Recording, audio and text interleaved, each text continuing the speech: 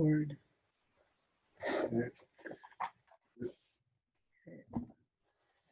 It says it's setting it up live.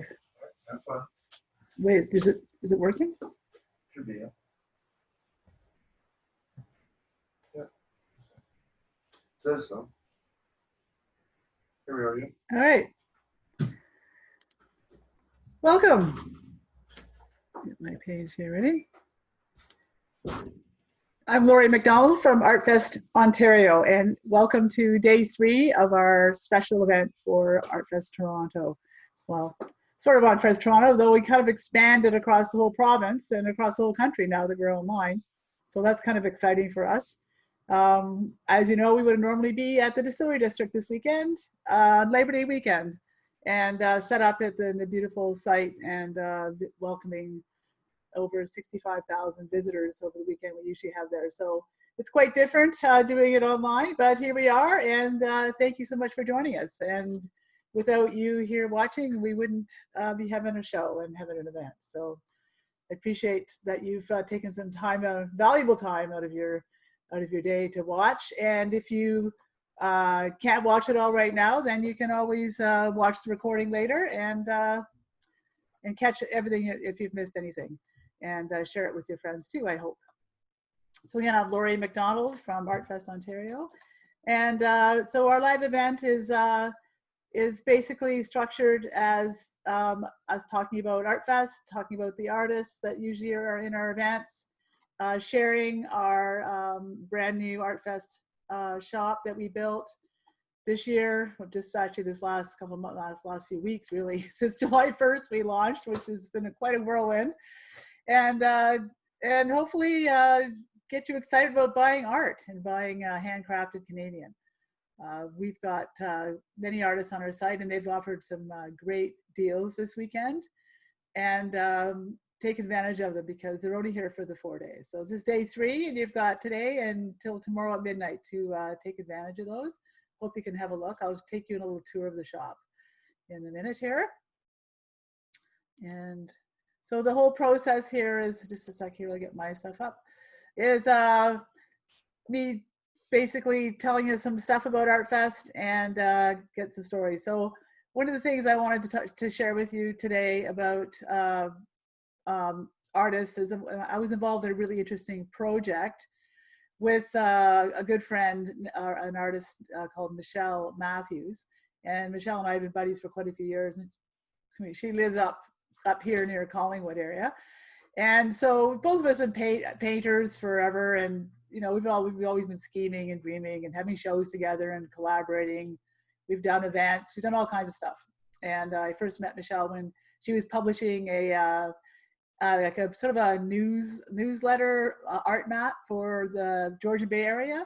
And she called me up and said, hey, I heard you involved in the arts in Collingwood area. You know, can you get together for a coffee and talk about, you know, help me out? And I said, sure. So anyways, we've been best pals ever since.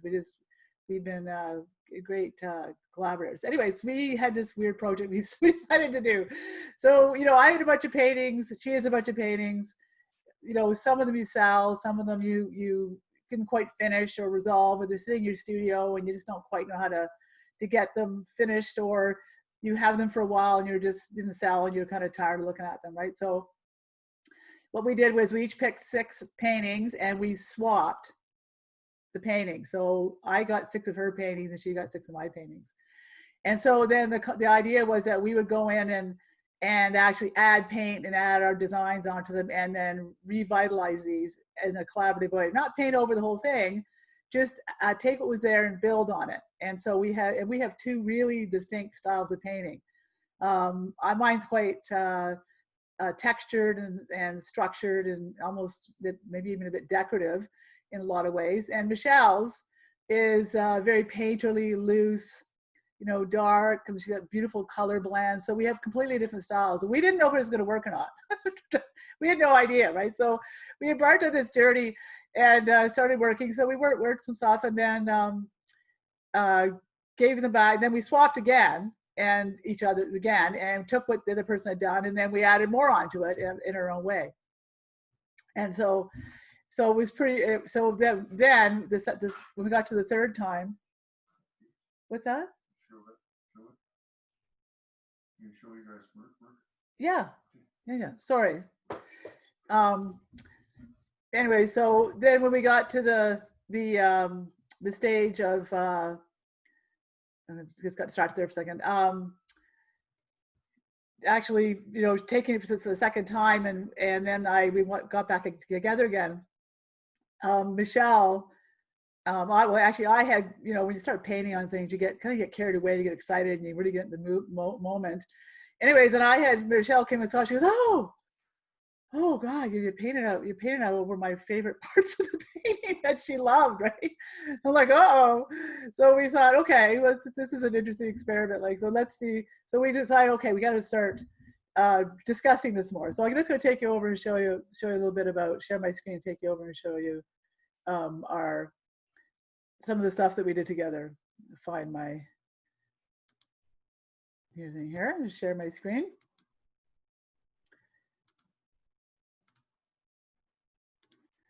So here we are over here. So basically, we can see this okay. Yeah, so this is an example. So Michelle's painting is this one here on the sides, and then I put in a panel in the center. Really textured and structured, and Michelle's beautiful painterly, loose and moody kind of sky. So this was and we call it MM paintings, so McDonald Matthew paintings. But we had some fun with this, so I'll just take and show you a few other ones. This is what the Legends piece here. Again, you can see like a lot of painterly stuff. Then I've gone in and added the lines and structures and textures all through here and down here. It was a lot of fun. So yeah, it wasn't an easy. There's some close-ups here, some of the detail the paint, really nice brush strokes that Michelle added in there. And here's a bit of a close-up of the texture. I don't know if you can really see this or not, but I actually use, when I do my drawings on the canvases, I use caulking to attach onto the lines. And then when it dries, I apply the paint and blend it all in, and then I pull the caulking off, so it leaves the lines and leaves a really kind of interesting structure and texture into the piece. So that's one of my little techniques that I developed. But anyways, Michelle and I had a few shows of these paintings. We sold a few, and this is what's remaining of our collection. And we have a sale on this weekend for 20% off on our paintings. So I hope you can have a look. So we've got a few different styles here. Where's the other one? The gift. I guess I got one missing here. Anyway, so I hope you have a look at those when you go to see our shop. So we're at shop.artfestontario.com. That's shop.artfestontario.com. So I'm just going to get my little screen here. Not sure here how to do this. Hang on. Here we are.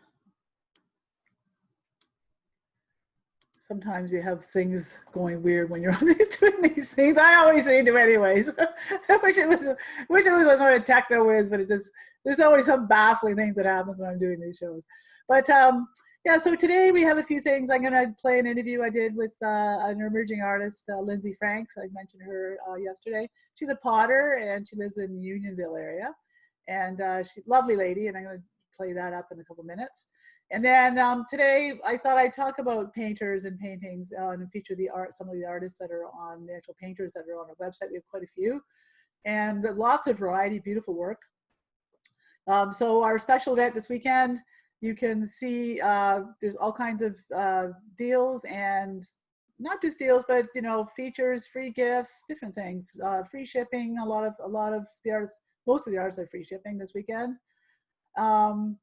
And discounts and all kinds of interesting things. Each artist has done their own version of what they wanted to do for the feature this weekend. So that's been kind of fun. It's not just a blanket thing like, okay, everybody's got, 10% off, whatever. It's a little bit of everything, which it makes it interesting, I think, for the visitors too. Hopefully it's not confusing. And I just also want to mention that if you want to comment at all, please use the comments. And my partner Al Hearn is here with me working today. on the other side of the studio here, and he's answering any questions you have. And I have some questions. I have a question for you.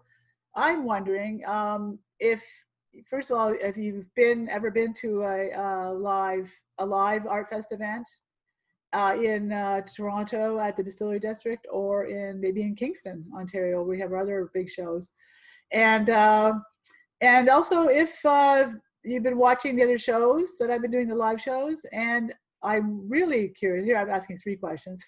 Make it more confusing, like I always do. But really, I want to know is if you've been to the website, the new Artfest website, the shop. It's shop.artfestontario.com. Did you find it easy to get around? Is it easy to shop? Is it easy to find what you're looking for? You know, this is brand new for us, and we're looking to make sure that the customers and you and our visitors can enjoy the site and really find it rich and interesting and exciting. So I'd like to get some feedback on the website to see what you found you liked and what you didn't like. So I also have we have a new little chat bot on our the shop, which has been causing me a bit of grief because I didn't know how to use it at first. But if you have anything you want to ask, you can ask there too, and we can answer your questions. And so yeah, so I'm going to let you hopefully make some comments in Facebook about those things, because I really want to hear from you on what you liked. I've been having a tough time connecting all the dots. I've got so many great things in Artfest, like that are going on, and all kinds of like wonderful things, and trying to get the information out to people and let them know about it and share it and experience it, and you know, shop Canadian. It's important right now to shop Canadian. We're all going to need to do that to help rebuild our economy, and no better way to do it than buy from local artists, to handcrafted items. I always say, you know, it makes your day when an artist gets an order from one of our patrons, and when they shop and when they get paid, or when they sell something, then they take that money and they go and shop in their neighborhoods, and they buy in their local stores, and maybe even from your shop.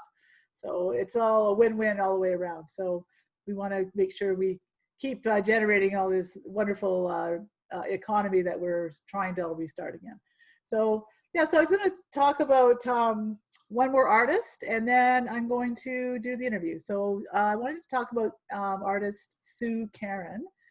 And Sue is, I'm going to get back over here to my site. Sue is an artist that's from Coburg area, and she's had an interesting life.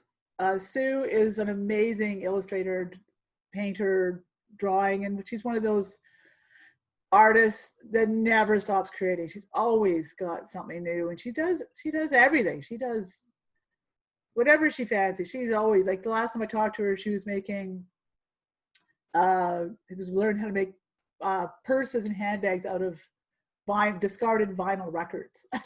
It was like, well, really cool. And then she's, you know, making these sculptures, and she's incorporating all these different things. And then she got, you know, learned how to work with it, start experimenting with pouring paint and resins, and, you know, she's always doing something new. But unfortunately for Sue, she had a really terrible thing happen. She had a stroke, and it affected everything in her life and her health, of course. And she unfortunately lost the ability to work with her right hand, which is where she did all of her artwork with. And so, you know, devastating for an artist. But what did Sue do? Sue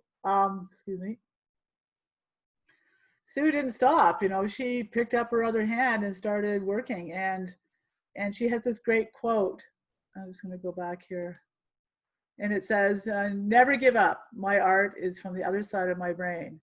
It is the most creative and exciting art that I am most proud of." Sue Karen. I'm just going to take you over there and share the screen with you to show her work. And you can see her stuff. It's quite amazing. So this is Sue here. Here's the quote here. "Never give up. My art is from the other side of my brain. It is the most creative and exciting art that I'm most proud of." So yeah, so Sue does a nice variety of work. beautiful flowing colors. And here you can see some of her other pieces here. It's golden.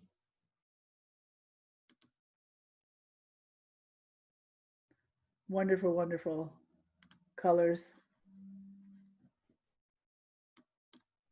Whoops.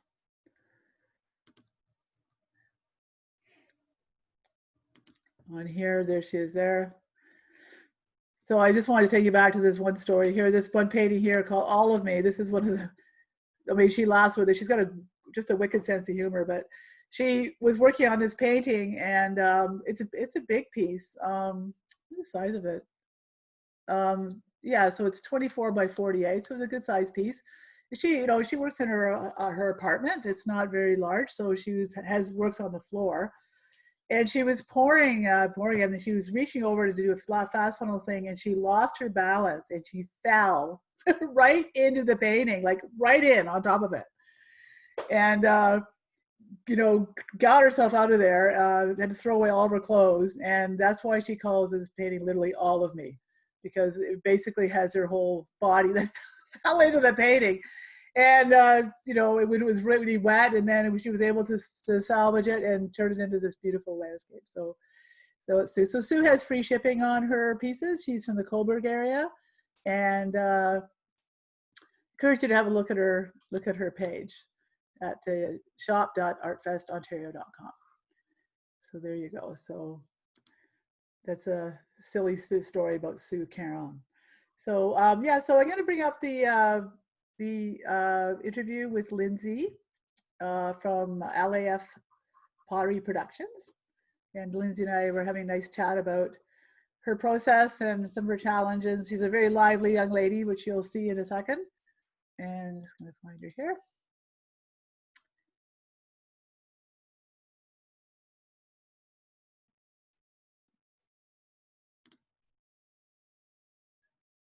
Here we go. A nice little video here of her. I'll turn that off. Share my screen again. Thanks for your patience. And here we go.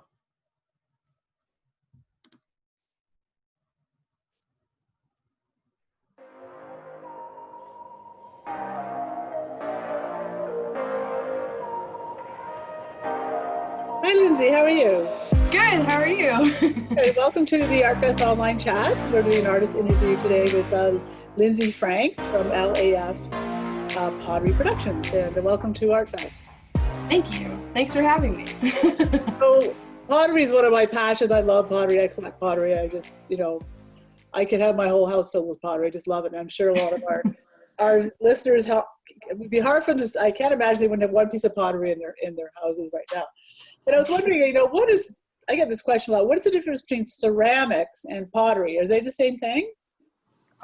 Going back to the definition of the words, they are very much the same thing. But I think the main difference is that there's a huge kind of controversy whether, ceramics and pottery, whether you're classified as an artist or not. And so that was one of probably the biggest debate questions that I had in college was, are we like crafters, are we makers, or are we like artists? And I think the difference from potters to ceramicists is whether you're, just mass making a bunch of mugs or bowls or everything, or whether you're actually like taking the time to sit down and create something that's individual. So I think like for me, that's the main difference. I'm somewhere in the middle of sometimes some of my stuff merges into ceramics and sometimes some of my stuff merges into I work with my hands, that's it. I can't draw to save my life sort of thing. So for me, that's the main difference at least. Okay, well, are ceramics, like I think about ceramics, that are they hand painted more, or do they use glazes as well? Like pottery uses glazes? I feel like, well, I mean, at the end of the day, everything, clay wise uses glazes because that's the only thing that'll make it through the kiln. But I think because some potters hand decorate until the sun comes down, and they're still technically classified as potters. But I guess it's really just up to I think it's more of a personality.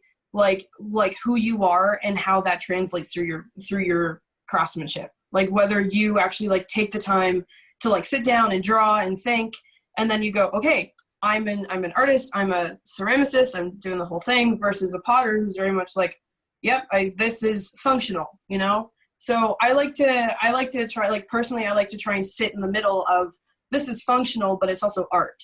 So that's how I like to think about it. Good explanation. Yeah, good explanation. So I've noticed you have a lot of really interesting vessel shapes. Thank you. Yeah. And I was wondering which ones are the most challenging to make, and which ones are your favorite ones to create? It really depends on the day. I think the hardest things for me to make is I don't know. That's such a good question. Probably something where I have to like have a lot of attachments is really difficult for me, because my studio fluctuates between like really humid and then really dry. So I have to like really be careful with stuff like that. Probably my most difficult things that I have to make are my teapots. They're sitting back there. I can hear. Let me grab one. They're probably the trickier things that I like to make, but because it's a lot of attachments and it's a lot of thinking through the process, and so this isn't finished yet, but this is one of my teapots. Oh, inspired by one of my college instructors, Jessica Stein, I believe is her last name, and she made teapots like that all the time, and I was like, I want to go and do that. So that's probably one of the hardest things for me to make, because it's a lot of attachments. And probably one of my favorite things to make are just, it's weird, because if I'm in one of those headspaces where it's like I just need to be brainless and just fire out a bunch of stuff, then it's mugs, and I just sit down and I turn on a YouTube video and I just make like 30 mugs and I'm like, okay, I'm happy. And then sometimes I'm just gonna, take a bunch of clay and throw it on the wheel and do whatever comes next. But it's just all about like where I am mentally. Like, do I have the mental capacity to expand my creativity throughout my entire studio, or do I need to bundle it down to just, you need repetition? So I don't know. I love it. I'm very lucky. I love almost every part of this. So it's pretty cool. So, I like it. Working on the wheel is very physical, isn't it? I mean, what happened when you first started? Did you find it really hard, does it take a lot of muscle power to Yeah, it's a lot of core and shoulder strength. It's a lot of upper body and wedging out clay, and because it's basically force, like it's physics when you think about it. Some people are like, go with your emotions, listen to the clay, listen to what it's telling you. And meanwhile, some other instructors or teachers will tell you this is just straight up physics. It's going that way. You want to push that way. Have fun. Like, it's attached. Have at it. But it's certainly, oh my God, it is so much more muscle than you think. Like, one box of clay is 50 pounds, just under 50 pounds. So, and I have 11 of those in my closet that I keep stored up.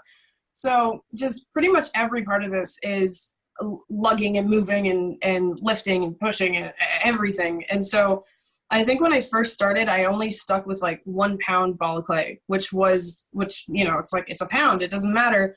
And then I think I got through about like 5 balls of clay, and I was like, I can't feel my hands, my elbows have gone numb, that's it, I can't feel anything, I have to go home and sleep. But now I can sit through. Coffee pushes me through.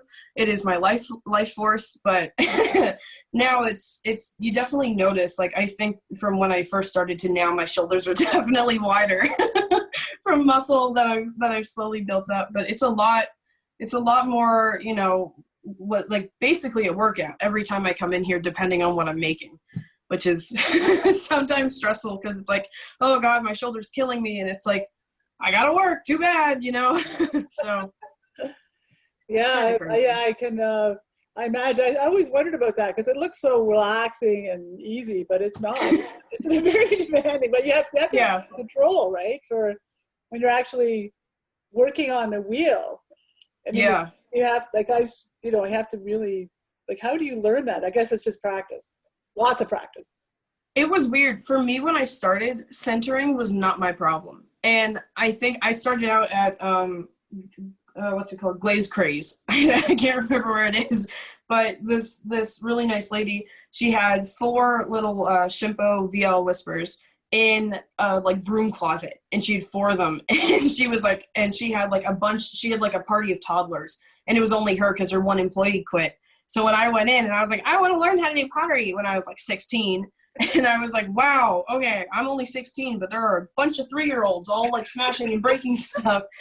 So she came in and she sat down and she was like, okay, here you go, and showed me how to make a bowl. She gave me a 5-minute instruction, basically like tutorial, and then I sat down and I don't know, I think I just like managed to like figure it out in my brain, and I was like, okay, this hand goes forward, this hand goes down, let's do it. And I managed to center it relatively well within the first 5 minutes. So I think I was kind of made to do this because like natural. Yeah, because she came back in afterwards and she was like, is that your like what, like 5th ball of clay? And I was like, no, this is my first. What are you talking about? And she was like, okay, I need to talk to your mother. And so she went off and she had a conversation with my mom and was like, hi, your daughter is like naturally talented at this. Like this is something that she needs to like, you know, maybe look into a little bit further. So I was like, oh, okay, cool. That's great. Yeah, it was nice to find that. I mean, and you are young. You started young, and you've launched your business, and you're learning everything. Like, so what have you found that you, as far as running your business, starting your business, what's your challenges been, and what is it that you love about having a business and being in the art and craft world, selling your work now? I think probably one of the hardest things is self-motivation, is just, you know, getting up and coming downstairs. And the other thing is I can't escape this. Like other people are like, oh, I'm going to call a sick day. Oh, the traffic's too bad, I'm going to be late. For me, it's like, yeah, there was traffic on the stairs on the way, you know, down to my studio. I don't think I can make it into work. And it's like, okay, just, you know, don't, like there is no escape from it. And which is awesome because I love it. But at some days when I'm just like, I can't handle this, I need to leave, I go storming out, and my mom's like, what's wrong with her? And I'm like, I can't handle this. I'm going to smash something that's really important. And she was like, okay, then you go for a walk with the dog and have a good day. So I think self-motivation, and also trying to get some of your friends around you to understand that what you do is still classified as work, even though you answer to yourself. That's probably one of the hardest things. But I think one of my favorite parts is being able to do craft shows. I love craft shows, man. Like they're my favorite thing, getting to like go out and explain like my process and being able to see the reactions of people to things that I've made. Because for me, I'm like, Mom, look at what I made. And she's like, that's awesome. And you know, she's mom, so she's meant to do that. But it only makes it, I think it's a little bit of like a reassurance that it's like, hey, what you're doing is good and you're okay with this, is getting out and like meeting people and being like, hey, I'm a craft person, what do you do? And they're like, me too. Where's your booth? Oh, I'm over here. Do you want to trade something? Like just the whole dynamic of it is like a little community. It's awesome. That's probably my favorite part about it. Yeah, it's a lot of fun. That's what I love about Artfest too. The festivals are just so much fun, and you're a new exhibitor at Artfest, and we're doing our first show this year, which of course ended up being a virtual show, and so we haven't had a physical show yet. I'm looking forward to that happening soon. Yeah, because I know the craft show world is fun. I mean, you work, as an artist, you work so much on your own, and you have a lot of solitude, and it can be challenging for sure. But when you're at a show, you're performing, you're visiting, you're having that whole other side of it, which I think is very important for all of our stability. Yeah. Mental health, right? To get out in the public. I get it for sure. Yeah. So, and you're about to come on to the new Artfest online shop as well, which we're really excited about that, and that's new for us. And looking forward to having you in our shop. So what's your goals right now for the rest of the year? For your, well, before I found out that I was doing Artfest, especially online, my goal was to get my online shop set up. And then I called you and I was like, hey, did I get in? And you were like, yeah, you're in. And I was like, oh, okay, cool. So thanks to you, my online shop is now going to be live the same day as the show goes live. And I think goals right now is just, selling online, building social media following, just trying to experiment with different glazes.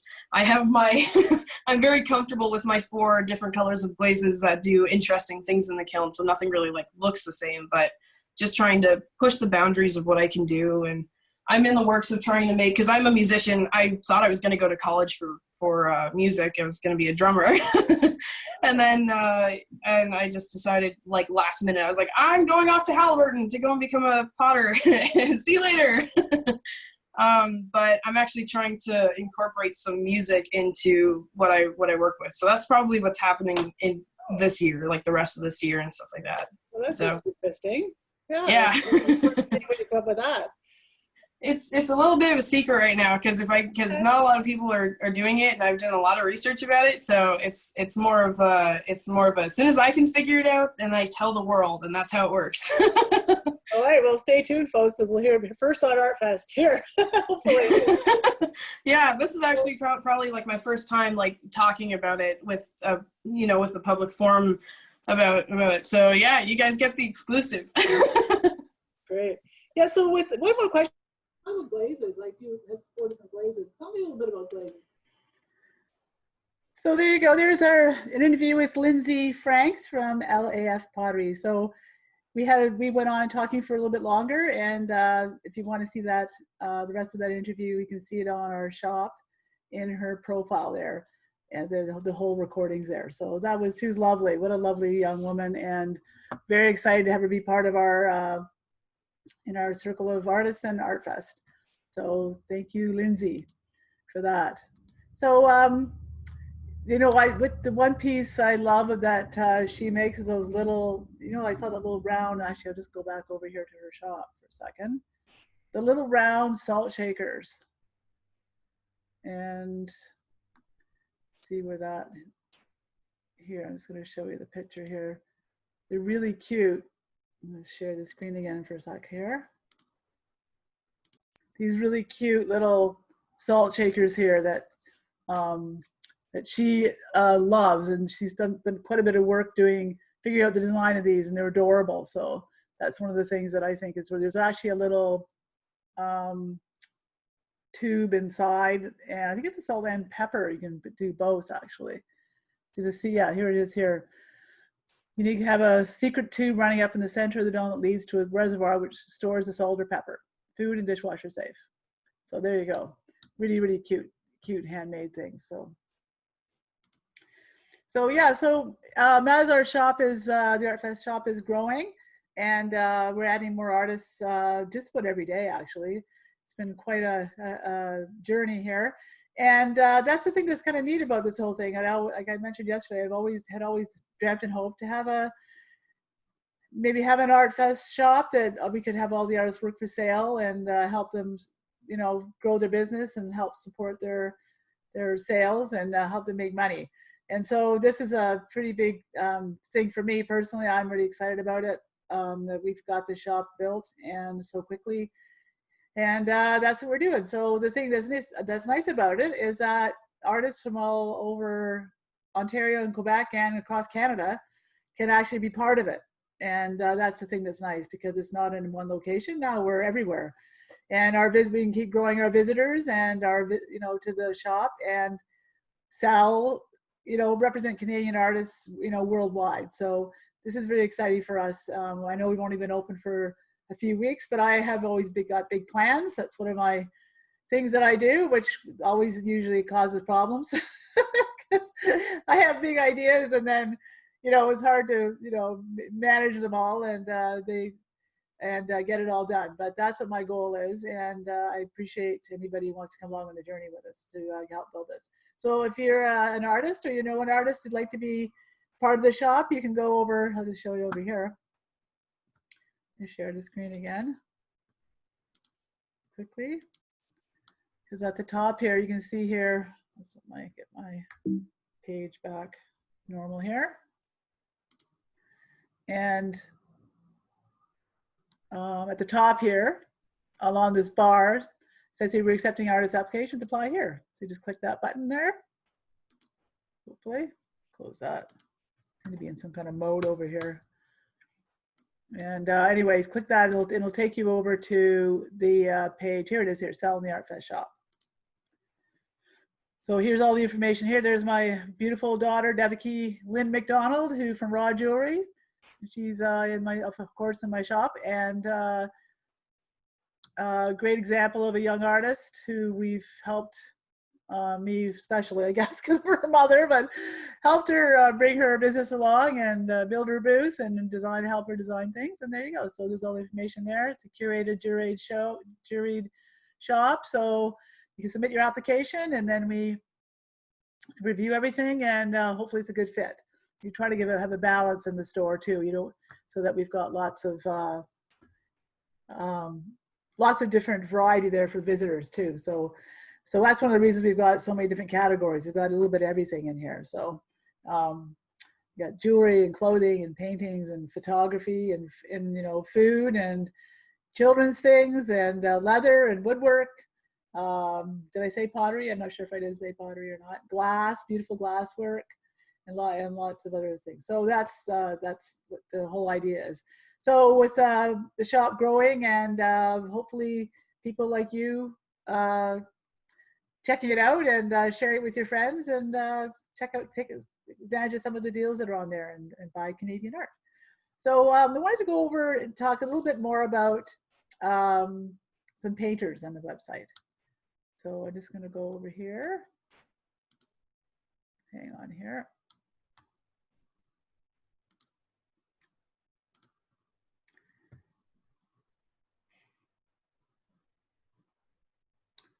So it's going to go down here a bit.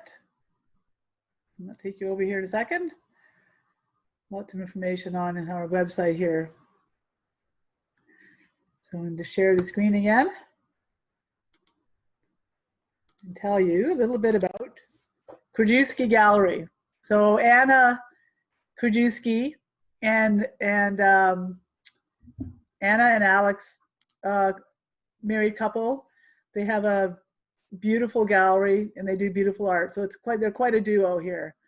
Anna does beautiful watercolors, paintings, and she's been an artist her entire life. So she paints everything, but right now she's really loving doing the fresh flowers and beautiful images here. So, and she's done things in the past, like I think she does landscapes and teddy bears and all kinds of things, right? But right now her focus is flowers. She's a beautiful, beautiful work here. And I think I mentioned yesterday too, like if you've ever worked in watercolor, then you know the challenges is not easy. She also works a little bit in acrylic. So you can see, I think in this one here was Frosted Birches, she's actually done a bit of a combination of acrylic and, you know, she's an acrylic piece here. Beautiful work. So she sells prints of her work, and her prints are done on, look at this piece here, just beautiful, on a giclée canvas. So I'm not sure if you know what that is, but it's a bit of a fancy word, but basically it means it's a really high quality print on canvas, which is an archival canvas using archival inks. And archival inks are important because they're not like printing like with a photocopier. It's a completely different process. It's an archival. It actually is it's color fast. It lasts, you know, it's guaranteed to last like over 100 years. It's really high quality, and it implodes itself right into the fiber of the canvas. So it's not actually printed on the surface. It's like embedded right into the canvas. So she prints it. She has a variety of sizes. So you can get, you know, little ones, just 8x8. And, you know, they're only, I think the 8x8 is only $35. So great deal. Or you can go up to 16x16 or 36x36 is like 3 feet by 3 feet. And if you want a custom size, you can also get a custom size as well. So that's nice. So, and then just gonna go back over here to see some more of her pieces. Poppies are one of her best sellers. So beautiful poppy pieces here. Really pretty. And she has roses and black-eyed Susans and really pretty art. So that's Anna Krajewski. And there she is there. And Anna and Alex have been doing our shows at the Distillery District for quite a number of years now, and they have a pretty good setup there, and their booth looks amazing. They're one of these people that really know how to display their art and really show off their work. They've got a great setup there, and they have free shipping on for the whole weekend as well. So make sure you take advantage of that. So I'm just going to take you over and show you Alex's work, because he's on here too. His work is quite different. He's another, I mean, he can paint anything, but scroll, they're sort of making you dizzy here too fast. But his background is in architecture originally, and photography. So what Alex does is he goes out and he takes studies and takes photographs of all of his locations, and then brings it back to the studio, and then works with pencil, graphite, watercolor washes, and acrylic washes, and adds them onto the canvas. So they're beautiful. The acrylic textures, watercolor washes, that's watercolor, drawing and painting. So they're really interesting, and he really does capture the structured architecture, and that's what his main interest is in art. So almost all of his pieces, I guess most of his pieces have buildings, and this whole collection here is called the urban I remember what it's called, the urban images collection, I think it is. Anyway, I think it's called the urban image collection. And so these pictures are all from Toronto that he's done here. So let's just go back over here, see his pieces. Now he also likes to do historic. There's Alex there. There's Alex there. You might have recognized him if you've been to the shows at the distillery. He's always been one of our artists there. But he's done, these are all mostly of Toronto. Here's one of New York, but Yonge Street. One of my favorite ones is the one he does with this one here. I love this one here on Front Street. It's beautiful, beautiful. If you're from Toronto, you recognize that scene for sure. So A Rainy Day on Front Street. And his sizes, he has, you can get sizes from 8 by 8 by 12 all the way up to 45 by 30, and bigger if you have a bigger space. And they don't, you know, when you get them larger, pictures are larger. They're crisp, they're clear. They don't like get blurry or anything like that. These are all vector pieces. So these are beautiful, and they're all stretched on the Giclée, printed on Giclée canvas, and they're stretched on stretchers. And it's like a nice thick gallery size stretcher. If the smaller pieces are the 1 inch, but all the bigger pieces are on a 2-inch gallery style stretcher bars. And I don't know if you know what that means, but when it's a gallery, when you say gallery stretched, it means it's a deeper piece, and it's ready to hang and ready to go. So, and it's all the edges are actually like a black. I've got a couple of examples down here. They have a black edging around the sides of them. So they're already finished, gets a really professional look, really slick look there. But he also, a few years ago, he started doing some other interesting pieces. Where's the one from Massey Hall? Here it is here in Massey Hall. Love this piece. As you know, it's a historic building here. But he started adding in almost ghost-like figures, you know, going back in time and adding almost ghost-like figures in some of his pieces. And there's a number of pieces he has that are like that. But this is a really beautiful building, and he's captured that scene really well. Take this thing off here. So Alex Krajewski and Anna Krajewski, really happy to have them in our shop. There's Honest Ed's. Anybody remember Honest Ed's? Toronto landmark for sure. And then a few years ago, I don't know if you remember, we had, almost for 4 years, we ran, here, just gonna stop my share here. We had a show at Artfest Port Credit don't know if you remember that or not. Beautiful memorial park there, right by the waterfront. Beautiful, beautiful town. Love that place. And one of the restaurants there, Sunset Grill, one of the it's one of the Sunset Grill, I think so. Yeah, Sunset Grill.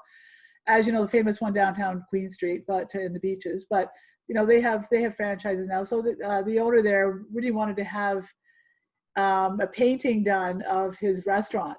So I approached Alex about it because I thought he'd be a perfect person to take in, you know, the look of the landscape, the building, because it was really the building he wanted to capture and the setting. So Alex did an amazing job. I think that piece is in here. Let me just check in this collection. Pretty sure I put it up here. Yeah, there it is. There, it's going to show it to you because it wasn't an easy thing to do, actually. When I talked to Alex about it, he was like, he went to look at it, he said, oh boy, this is going to be hard. This is going to be a tricky one to do, but he did a beautiful job. So you can see over here, he went across the road and took the shot. So you can see there's a Sunset Grill over here. And he's captured the iconic lighthouse right in downtown Port Credit. And then he's also added in his own artistry here with, you know, with the boats and the water, and done collages and added other pieces added sections into it. And then he always likes to have people in his pieces, which helps, I think, with showing the scale of things. So you can sort of get the sense of how it all fits together.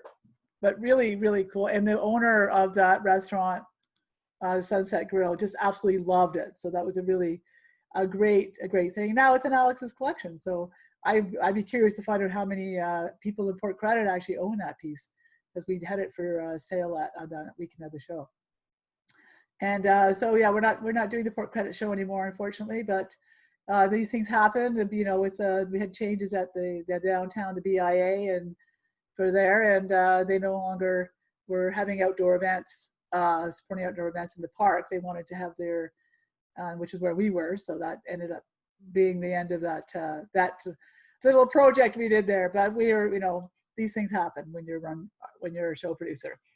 Things change. So we're lucky to be we're lucky to be in the Distillery District still after 15 years. We've been blessed with that, and we have a great partnership with them. And also City Park in Kingston, which is a beautiful park downtown Kingston, and we've been there for, this one would have been our 9th year actually if we were there in person. But we just got a call from St. Lawrence College, which, what does that mean? St. Lawrence College is in Kingston, and they're calling about our Christmas show, because it's been up in the air. Are we having the Christmas show live? Are we having to do it online?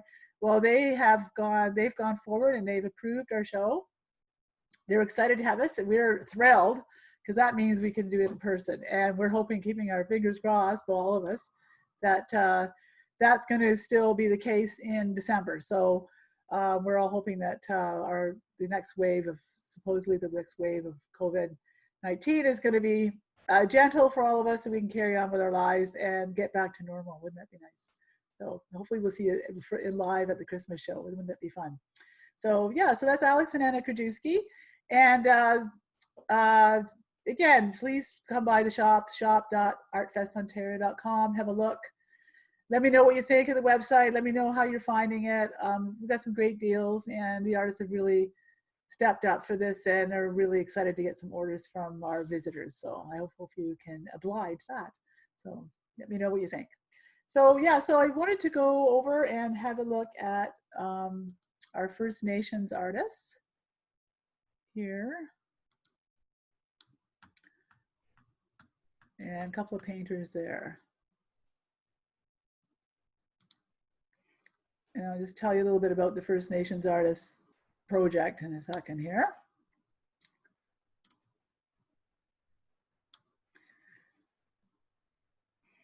So my First Nations project started in Kingston, Ontario, and it's one of the I'm very proud of what we've been able to accomplish with the First Nations project. We had been having our events, and noticed that we weren't getting very many First Nations artists participating. So I reached out to some of my colleagues, and they put together a great project. And Jay Redbird, Bell Redbird, led the project. He's First Nations artist, good friend, and he started the pavilion, and with the goal of helping other First Nations artists, emerging artists, exhibit in a large art festival outside their normal avenues of selling. And so it worked out really well. So we always have about 12 artists in our art pavilion at Kingston. And it's been a fun experience for them and a great experience for all the visitors from Kingston too, and the other artists there as well. We've, merged well together, and we've learned from each other. We have, they have music, and they have poetry, and they have songs, and they have, dance and fun. And Jay was amazing at starting that project. And sadly, last year, Jay passed away suddenly, 2 weeks before Artfest the show was supposed to begin, which broke all of our hearts, of course. And sorry, I'm upset about it. And sorry, but we carried on without Jay, not without Jay, but with Jay's blessing and with his spirit. So we still have the art pavilion.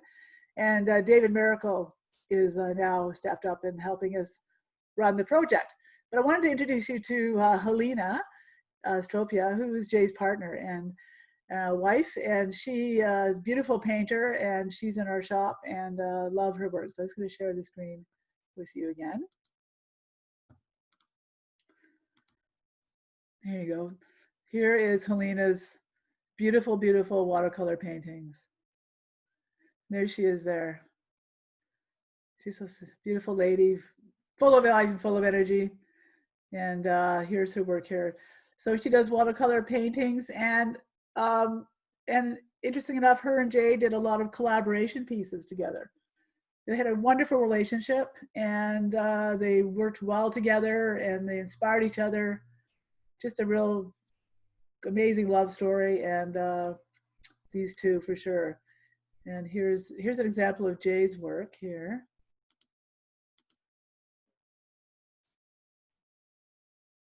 That's Jay's work there. Jay Bellweber, beautiful artist. Yeah, and you can still get Jay's prints. And of course, you can get all Helena's prints as well. And they're also available in a number of different number of sizes. Now, Helena currently lives in Cape Breton, but her home is here. She lives here too, so she is back and forth. And she has free shipping on all her pieces, and beautiful work here. Just love her energy and her spirit. Very magical. Wisdom of the heart.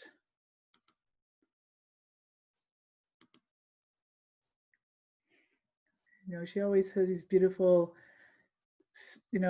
faces, and just absolutely. I love the detail.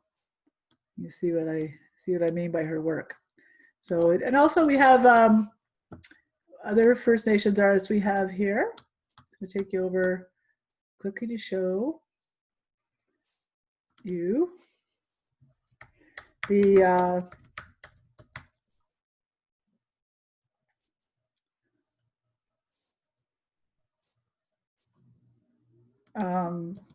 Trevor Owen. Find here his work, just a sec here.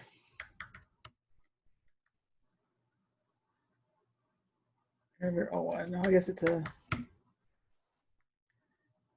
sec here. Sorry. There it is. Forgot he goes by his business name, which is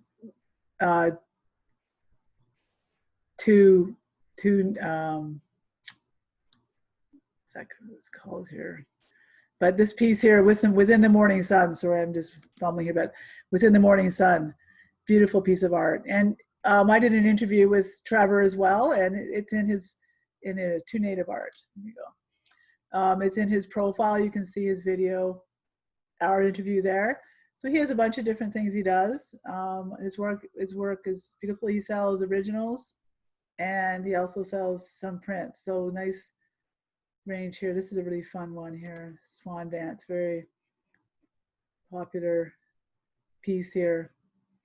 And he has a story about every single one of them. There's a lot of going on here about each piece. So it's really nice to actually, read about what he does. And he also created a really cool coloring book where you could actually, he's got his designs in there. You can color in there and learn about the traditions and stories of First Nations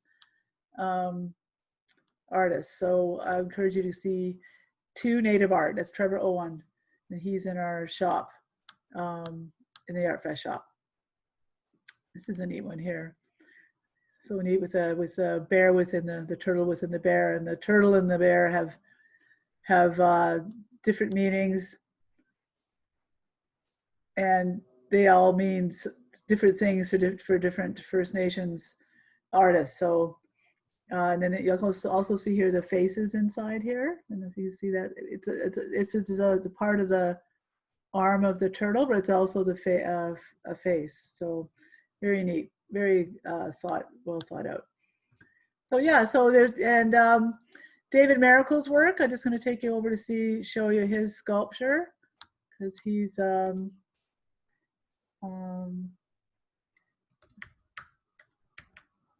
Native Expressions.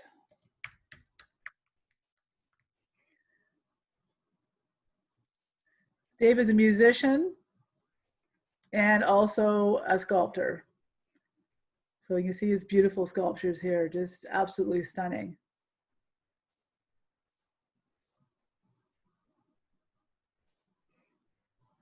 He does some really interesting, so it's a bit blurry to see that one. It's moose antler, driftwood, stone. Get a better picture of that one. But here he is. Here he travels all over the world, and he plays I think it's over 40 different instruments that he's collected from all over the world from other Indigenous artists, and he knows how to play all of them. And it's just beautiful. His music is just beautiful. That's one of his sculptures there that he did that it has sold, but he does work like that. So just pretty outstanding artist, and we're so lucky to have him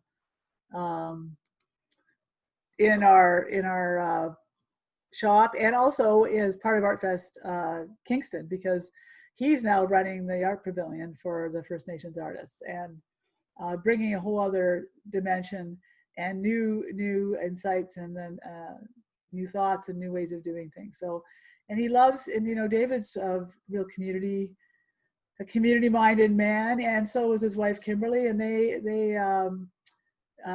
embrace and encourage young up-and-coming First Nations artists to go after their dreams and help guide them along and show them where to sell and how to sell. So they're exactly what we need right now, and we're very happy to have them in our shop. So yeah, so I can't believe it's already 3 o'clock, and it's kind of goes by so quickly. I hope you've enjoyed today's presentation about Artfest and learned about paintings and the shop, and some of the nice interview with Lindsay Franks from LAF Productions, Pottery Productions, and got a chance to hear some interesting bits and tidbits about what we're up to at Artfest. And please go over to our website again, shop.artfestontario.com. Have a look around. Take advantage of some of the deals that are going on this weekend. They're on till tomorrow night, midnight, and we want to make sure that you can see what we're up to, and the artists can make some new friends and make some new sales with our visitors. So, and take care. And this is recorded, so you can share it and see it later if you want. And I also going to put the other one, have it up on our website. So at artfestontario.com. So take care, and thank you very much. See you tomorrow at 2 o'clock. Bye.